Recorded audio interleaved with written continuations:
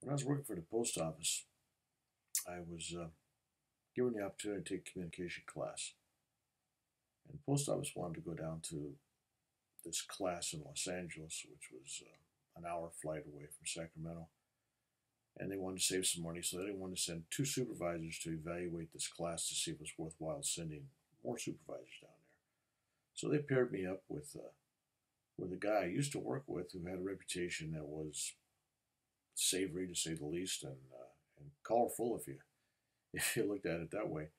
But he was considered a womanizer and a boozer and maybe a drugger. Maybe he's even selling drugs. Maybe he was doing all kinds of crazy stuff, and he was not considered a right moral guy.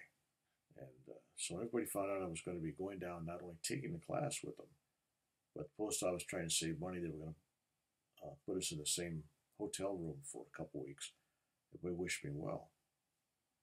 Okay, so I didn't think too much about it. I figured I can get along with anybody.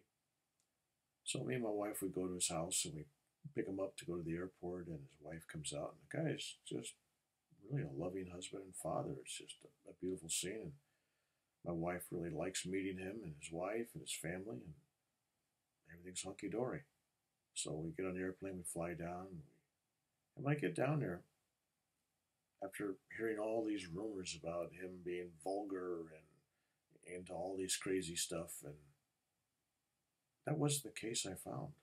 When he was with me, my environment and our room together, uh, didn't take no drinks, didn't even smoke in the room, um, didn't cuss, didn't swear, didn't bring up any savory jokes or subject matter. In fact, it was just the opposite. We spent a couple weeks talking about spiritual things. He had thousands of questions. He wanted to ask me about everything from what happens when you die to my belief in heaven and hell, if I had such a thing. Is a reincarnation? What's the purpose of life? Why are we here? Why do we go through all these trials and tribulations? Even asked me stuff about relationships, how to get along with his wife and family, and how to raise kids. I mean, it was really a great opportunity for me to really see a different side of him that nobody had seen. And obviously, nobody saw it coming. Everybody warned me just the opposite. But it seemed like he was really on a quest to learn as much spiritually about himself and about life and those people around him as he possibly could. He was hungry. And I actually enjoyed his company. I found him to be a delightful guy to be with. And so we ended this thing as really friends, which I think was going to surprise a lot of people when we went back because we were considered like the total opposites going down. Wife picked us up, brought us back to his house, and his family was just, again, fantastic. And his wife hugged him and kissed him. And it was just a great thing. My wife and I and all of us just had a real great time. And it was one of the few post office employees that my wife really liked and enjoyed.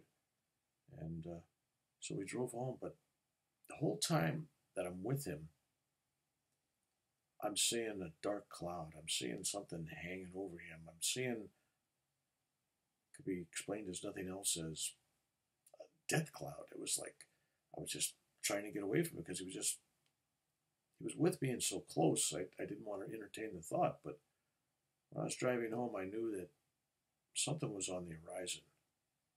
And he was going to be not just die, he was going to be taken from life. Somehow, through some form of violence, he was going to be taken. He was going to die. In fact, he was going to be killed. And so I had this shadow of darkness over me that just made me feel bad after I got home, after leaving him, after having such an up experience. I had that hanging over me. And my wife asked me what was bothering me, and well, she knows me, so she knew something was up. So I didn't have to explain too much.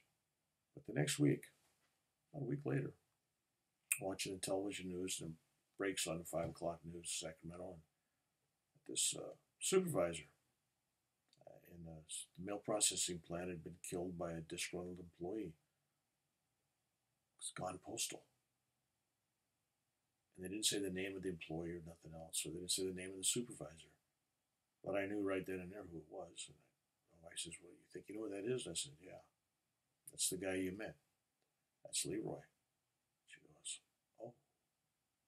And I knew. And then, of course, confirmation came in later on. It was Leroy that got killed. And I just couldn't help but think that this week that we had, or two that we had together, was destined. It was like he needed that last part of his life to evolve, to change, to open a door to something else. And I hope that I was able to give him direction, comfort, and peace, a little knowledge, a little wisdom. But in the end, I gave him friendship. And I opened my heart to him. And I really believe that that changed his life. Even if it changed his life in the last few weeks of his life. He came, he spent the time, he felt connected. He wanted to know more about God. So I'm thinking that even in his own heart, in his own mind, someplace in his own being, he knew something was coming himself. But he was changing. And that's what really, he was changing over to somebody beautiful. And he was killed. So my heart went out to his family, to his wife and his beautiful children. And a lot of people out there, they thought this was a bad guy. He got killed. And they just didn't understand that the Leroy I knew, the Leroy that who grew and changed and evolved, was not the same man that they knew.